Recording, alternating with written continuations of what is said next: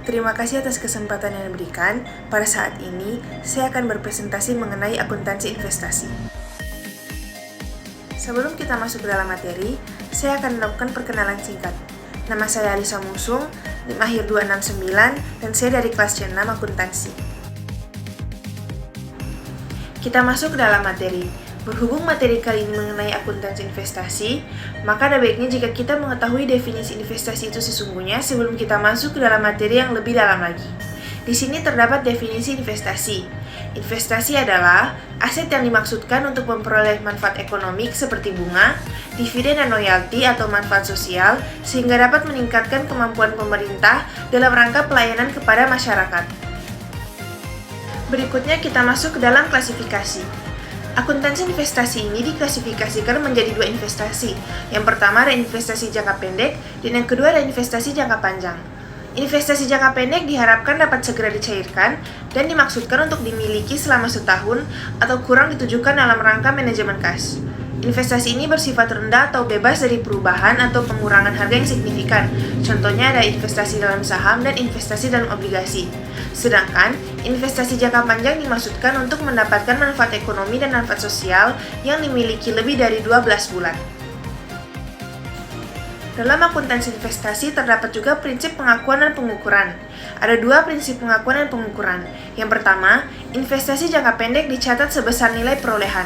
Dan yang kedua, investasi jangka panjang dicatat sebesar biaya perolehan termasuk biaya tambahan lainnya yang terjadi untuk memperoleh kepemilikan yang sah atas investasi tersebut.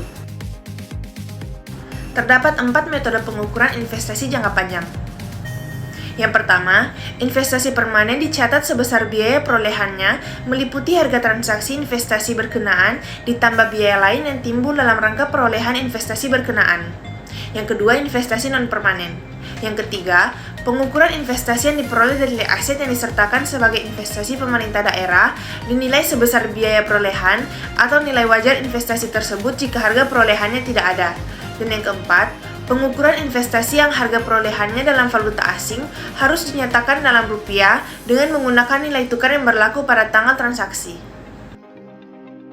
Kita masuk ke penilaian investasi. Yang pertama, metode biaya. Investasi pemerintahan daerah yang dinilai menggunakan metode biaya akan dicatat sebesar biaya perolehan. Yang kedua, metode ekuitas. Investasi pemerintah daerah yang dinilai menggunakan metode ekuitas akan dicatat sebesar biaya perolehan investasi awal dan ditambah atau dikurangi bagian laba atau rugi sebesar persentase kepemilikan pemerintahan daerah setelah tanggal perolehan. Yang ketiga, metode nilai bersih yang dapat direalisasikan. Investasi pemerintah daerah yang dinilai dengan menggunakan metode nilai bersih yang dapat direalisasikan akan dicatat sebesar nilai realisasi yang akan diperoleh di akhir masa investasi. Terdapat 4 kriteria penggunaan metode. Yang pertama, kepemilikan kurang dari 20% menggunakan metode biaya. Yang kedua, kepemilikan 20% sampai 50% atau kepemilikan kurang dari 20% tetapi memiliki pengaruh yang signifikan menggunakan metode ekuitas. Yang ketiga, kepemilikan lebih dari 50% menggunakan metode ekuitas. Dan yang keempat, kepemilikan bersifat permanen menggunakan metode nilai bersih yang direalisasikan.